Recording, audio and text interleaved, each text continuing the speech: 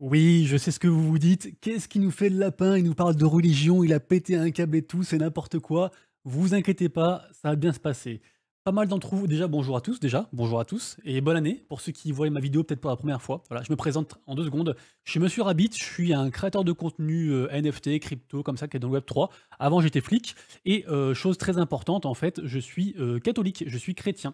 Et bien sûr, petit disclaimer, la vidéo, en fait, vous pouvez quand même la suivre, même si vous n'êtes pas chrétien. Vous inquiétez pas, c'est pas un truc pour évangéliser à tout prix ou quoi que ce soit. Donc vous inquiétez pas, même d'ailleurs, si jamais vous êtes, athée, agnostique, musulman, bouddhiste ou ce que vous voulez, juif, peu importe en quoi vous croyez, si vous croyez en quelque chose, dites-moi dans les commentaires si vous êtes d'accord avec moi et dites-moi surtout aussi votre rapport à l'argent dans votre religion ou dans votre, on va dire dans votre vie, dans votre état d'esprit.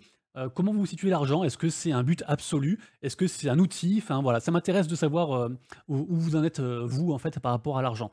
Moi, du coup, dans la vidéo d'aujourd'hui, donc je vais faire le lien, en fait, entre Dieu et l'argent. La question étant la suivante: est-ce qu'on peut être un trader rentable et être chrétien? Est-ce qu'on peut gagner de l'argent? Est-ce qu'on peut être riche même et être chrétien? Est-ce que c'est pas incompatible? Sachant qu'on nous dit toujours: «Oui, chrétien, il faut donner, il faut vivre dans la pauvreté», des choses comme ça. Du coup, pour une fois, ma vidéo est travaillée, j'ai fait un plan, donc je vais lire régulièrement mon plan. J'ai pris des notes, j'ai pris des références et tout, j'ai fait un truc vraiment, tip top. Donc j'espère que, vous serez content de la vidéo et que ça vous intéressera même si bien sûr vous n'êtes pas catho ou quoi que ce soit. Si jamais vous êtes, content du travail que je fais, et bah, n'hésitez pas à vous abonner à la chaîne, à activer la cloche pour louper aucune vidéo. Sachez que je fais des actualités sur les NFT et le monde du Web3 tous les jours sur la chaîne, ça dure 10 minutes. Et puis, bien sûr, le petit commentaire, le petit pouce en l'air, et puis comme ça, tout le monde est content. On attaque directement dans le vif du sujet, du coup, directement. Alors, sachez que de toute façon, l'argent, c'est forcément un domaine où on est obligé d'en parler parce que l'argent, en fait, on l'utilise tous les jours. Donc même si quelqu'un n'aime pas l'argent et trouve que c'est mauvais, il est obligé de s'en servir dans la société actuelle. C'est obligatoire, OK? Donc l'argent, on l'utilise tous les jours. Il nous est utile, voire indispensable dans la société d'aujourd'hui, et pourtant un des problèmes principaux qu'on peut se poser, en fait, c'est que, en fait, les gens nous demandent de faire confiance à l'argent. Confiance dans les investisseurs, confiance dans le gouvernement, confiance dans la société, confiance en fait dans quelque chose qu'on ne voit même plus parce que l'argent finalement, on travaille, on reçoit principalement son argent par virement, donc ce sont que des chiffres en fait finalement. Après on paye en sans contact et finalement, qu'est-ce qu'on voit en fait? On n'a rien tâté, on ne sait pas ce qu'on a gagné, l'argent ne nous appartient pas. Ça c'est encore un autre débat par rapport à à la décentralisation. Mais voilà, donc l'argent ne nous appartient pas, on voit que des chiffres bouger en plus ou en moins, et donc c'est assez compliqué en fait d'avoir ses repères par rapport à ça. Et pour en revenir par rapport à Dieu et à l'argent, le lexique en fait employé est souvent le même, et ça c'est un gros piège d'ailleurs, mais pourtant, pour autant, il y a un réel lien entre Dieu et l'argent.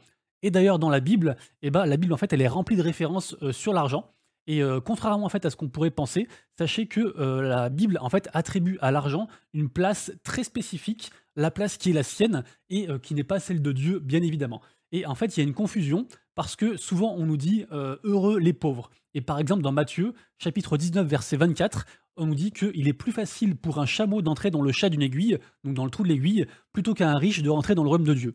On nous dit aussi bien sûr que, enfin là, on nous dit, ça c'est tout le monde connaît ça, mais la plus célèbre trahison, biblique, c'est bien sûr celle de Judas, qui donc a vendu, Jésus pour, 30 deniers aux Romains. Ça correspondait environ à un mois de salaire à l'époque, et donc bah, du coup ça a conduit à son arrestation au jardin de Gethsémani, et puis forcément après, bah, à sa crucifixion, quoi.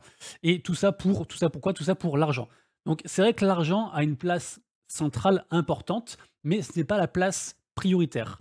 Et en fait, finalement, tout ce que je viens de dire là, en fait, l'argent, en fait, comment dire? La raison qui a, enfin, comment dire? Ouais, la cause, en fait, c'est plutôt la cause. Ce qui a conduit tous ces actes, en fait, c'est pas l'argent, c'est pas à cause de l'argent, c'est pas imputable à l'argent en tant que tel, et même au contraire, c'est une bénédiction d'être riche. En fait, ce qui est imputable, c'est finalement le libre arbitre, la faute des gens, la faute des hommes, mais pas l'outil argent. Et pourquoi je dis que, avoir de l'argent, c'est une bénédiction? En fait, ça, c'est pas moi qui le dis, hein, c'est la Bible, hein, tout simplement. Et puis ça se comprend, en fait, même quand on n'est pas chrétien ou quoi, ça se comprend assez facilement. En gros, l'abondance témoigne de la générosité de Dieu, en fait, bah, envers vous, en fait, finalement. Sous-entendu, si vous avez de l'argent, si vous avez des biens et cetera et tout, et bah, c'est un signe que, pas vous êtes béni des dieux, mais c'est un signe, en fait, voilà, de que Dieu vous aime. C'est un signe de plus pour dire que Dieu vous aime, voilà. C'est un signe de sa générosité. Et d'ailleurs, dans la Genèse, il est dit que Dieu prit l'homme, il le plaça dans le jardin d'Éden pour le cultiver, donc le rendre profitable, le faire fructifier et aussi pour le garder. OK? Donc déjà, il y a cette notion de bien, d'appropriation, déjà directement. Et rappelez-vous surtout la parabole, une parabole que j'adore, c'est la parabole du serviteur. Donc, le serviteur, donc en fait, c'est Jésus qui nous fait l'éloge d'un serviteur qui, en fait, a réussi à faire fructifier l'argent que son maître lui avait donné. En gros, il y a plusieurs serviteurs, ils font différentes choses, et finalement, le meilleur serviteur, c'est celui qui a réussi à faire fructifier l'argent de son maître et à lui rendre, je sais plus combien, mais genre au quadruple ou un truc comme ça, quoi. Donc vraiment, dans l'évangile, on retrouve beaucoup de mentions, en fait, de l'argent. Et d'ailleurs aussi, toujours dans l'évangile, on nous dit d'ailleurs aussi que même on pourrait se faire des amis avec de l'argent trompeur, parce qu'en fait, nos amis, ces amis faits avec de l'argent trompeur, justement, et ben en fait, ils nous aideront plus tard. Donc, on voit bien que l'argent est un moyen et que même si l'argent n'est pas forcément très propre, alors c'est pas vraiment vrai ce que je dis, mais c'est pour vous faire comprendre. C'est que même si l'argent, entre guillemets, était pas forcément de qualité irréprochable, tip top, et ben la finalité, en fait, finalement, ce serait de pouvoir se faire des amis, de pouvoir s'entraider, et on voit un petit peu comme ça poindre la charité derrière tout ça. Si c'est pas clair, dites-le moi dans les commentaires et comme ça j'y reviendrai dessus. Mais sachant que bien sûr, il est évident que si on fait de l'argent, il faut que l'argent soit le plus propre possible, évidemment. Mais c'est pour vous faire un petit peu le pendant de ce raisonnement-là. Et d'ailleurs aussi, toujours dans la Bible aussi, hein, on retrouve beaucoup de personnages bibliques qui sont très fortunés, avec un destin extraordinaire et qui d'ailleurs est conforme au dessein de Dieu. Par exemple, Moïse, il avait tout. Moïse, il avait les femmes, la situation, il avait l'argent, il avait tout, la renommée, et bah, tout le monde connaît Moïse. Le roi Salomon, donc ancien roi d'Israël, il a jamais prié pour être riche. En fait, lui, à la base, il priait pour être sage et savoir guider son peuple, pardon. Et en fait, par épiphénomène, et bah, il a été riche parce que bah, il était roi et c'était un roi super riche, quoi. Donc, mais pourtant, ça montre bien qu'en fait, on peut être riche, on peut avoir de l'argent et servir Dieu. En fait, c'est pas incompatible. Donc finalement, l'argent, gagner de l'argent, c'est pas mal. Faire fructifier son argent, ce n'est pas mal. Et donc finalement, l'argent en tant que tel n'est pas mal. Par contre, l'utilisation que l'on fait de l'argent peut lui être mal. L'impact que l'argent a sur nos vies, lui, peut être mal. Et encore une fois, je vais citer Matthieu, j'aime bien citer Matthieu. Matthieu chapitre 6, verset 24, nul ne peut servir deux maîtres. Ça, en général, cette citation, beaucoup de gens la connaissent. Et effectivement, entre Dieu et l'argent, il faut choisir. Et d'ailleurs, je reprendrai aussi la phrase de Horace, qui a été dérivée de Horace, qui dit que du coup, en fait, l'argent est un excellent serviteur, mais un très mauvais maître. Et d'ailleurs aussi, c'est même ce qu'a rappelé le pape François il n'y a pas si longtemps que ça, quand il a dit que l'argent devait servir et non pas gouverner. Donc on voit bien que l'argent est quelque chose d'important, mais à chaque fois, on le remet à sa place. Et en fait, finalement, ce qu'il faut comprendre, c'est que l'obéissance vaut plus que l'argent. Et j'ai dit valoir exprès, le même lexique un petit peu. Et d'ailleurs, on sait tous que l'argent n'achète pas tout. Et quand bien même vous auriez tout l'argent du monde, et ben rien ne garantit que vous iriez au paradis et que vous seriez heureux. Car la finalité, il ne faut pas l'oublier pour un chrétien, la finalité c'est d'être sauvé, c'est donc d'aller au paradis. Et à contrario, si on prend le truc inverse, même si on donnait tout son argent aux pauvres, sans l'amour, on n'est rien. Donc c'est jamais binaire comme ça en fait. C'est jamais genre faites ci et vous irez au paradis, faites pas ça et vous irez pas, soyez pauvres, soyez riches, donnez tout, gagnez tout, etc. Vous voyez? Il faut toujours prendre un peu du recul par rapport à tout ça. Et donc en fait finalement la question qui découle de tout ça, de tout ce que je vous raconte depuis tout à l'heure, c'est en fait de savoir, de se poser la question à soi en fait, qu'est-ce que Dieu voudrait que je fasse de mon argent? Comment ne pas être éloigné de Dieu? Et en fait, finalement, une question qui s'adresse à tout le monde, même si vous n'êtes pas chrétien, c'est comment rester libre par rapport à l'argent? Parce qu'il y a une réelle dépendance de nos jours à l'argent. Des gens ne jurent plus que par ça.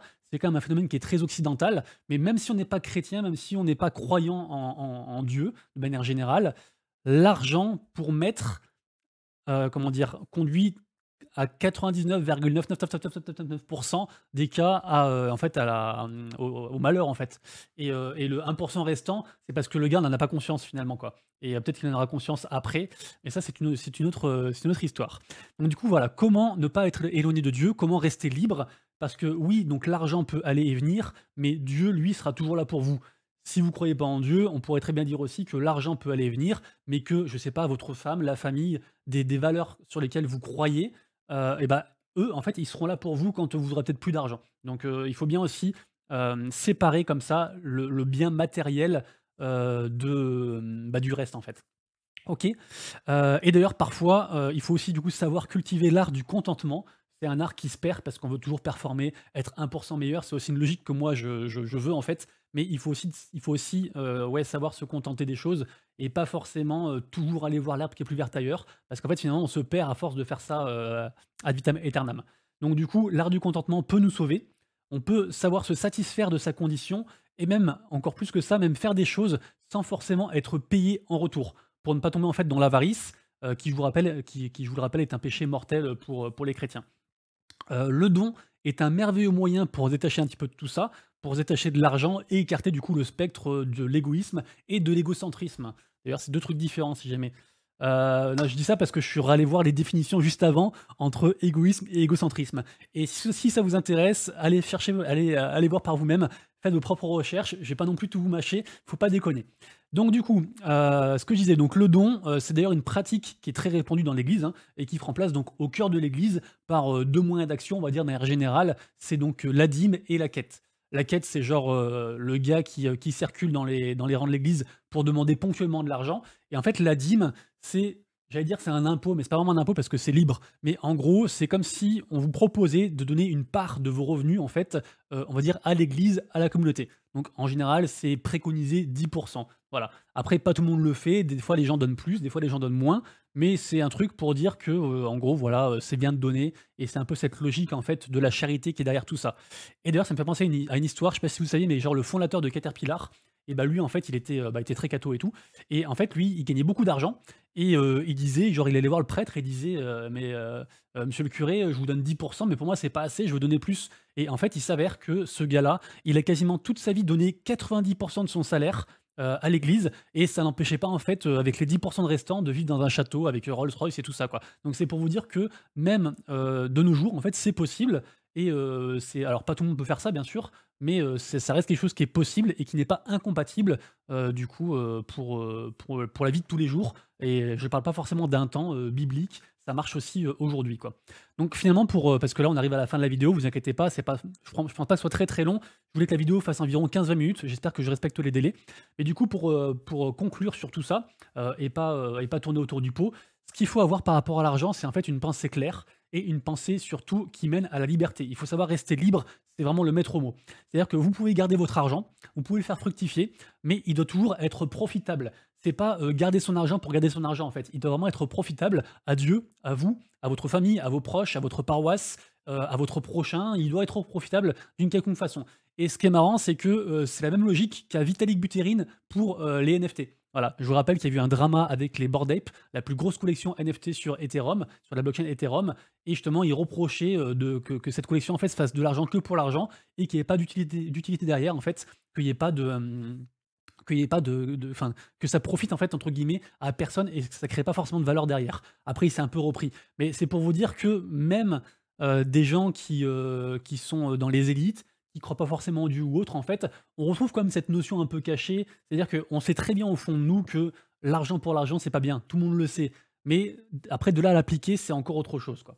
Donc voilà, il faut que l'argent soit profitable pour ne pas devenir du coup comme l'avare de Molière. Voilà, je m'étais noté ça, donc je vous le redis parce que après sinon je vais me dire mince, j'ai pas dit ça et tout. Donc voilà, donc gagner de l'argent et dépenser de l'argent sont 2 choses différentes. Et même si évidemment que l'argent gagné ne devrait en aucun cas être de l'argent sale, comme je disais au début, les dérives sont quand même beaucoup plus observées sur la manière de dépenser ou de ne pas dépenser son argent, d'utiliser ou de ne pas utiliser son argent. Donc du coup, finalement, être un trader chrétien, c'est possible, par exemple. Et je finirai par une conclusion qui, j'espère, vous fera réagir dans les commentaires. J'espère beaucoup aussi, peu importe votre religion ou quoi. Pour moi, de mon point de vue subjectif, et là vraiment, j'attends que vous réagissiez vraiment à ça, hein. Pour moi, un système idéal serait un système basé, écoutez bien, ne m'envoyez pas des pierres, je le pense vraiment, mais c'est que mon avis. Donc le système idéal serait un système basé sur un capitalisme chrétien décentralisé. En deux mots, chrétien, bah, je vous l'ai expliqué. Chrétien, du coup, la vertu dominante de la chrétienté, c'est la charité, donc se tourner vers les autres. Ensuite, capitaliste, pardon, dans le sens un petit peu méritocratie, c'est-à-dire un petit peu les récompenses en fait du travail, du labeur, et décentralisé parce que bah, vous le savez, de toute façon moi je suis dans les cryptos, dans les NFT, tout ça, et en fait décentralisé c'est justement pour éviter les dérives principales du capitalisme, qui est du coup la centralisation du pouvoir, et quand l'argent en fait se retrouve dans les mains, l'argent et le pouvoir, c'est souvent lié, se retrouve dans les mains de quelques-uns. Donc du coup, dites-moi dans les commentaires ce que vous en pensez, et si du coup vous voulez m'élire comme président, non je raconte n'importe quoi là. Allez, je vous laisse tranquillement sur cette lancée-là. J'espère que cette vidéo vous a plu. Elle est complètement à l'opposé de ce que je fais d'habitude, mais j'espère que ça n'en rebutera pas à certains, que ça fera plaisir à d'autres. Et puis nous, on se retrouve donc dès demain pour la prochaine vidéo Actu NFT, Play to Earn et Metaverse quotidienne. Et d'ici là, bien sûr, l'amour vaincra. Non, ça c'est autre chose. Ça c'est sur notre chaîne, ça. D'ici là, bien sûr, prenez soin de vous, de vos proches et de vos lettres. C'était Monsieur Rabbit. Ciao.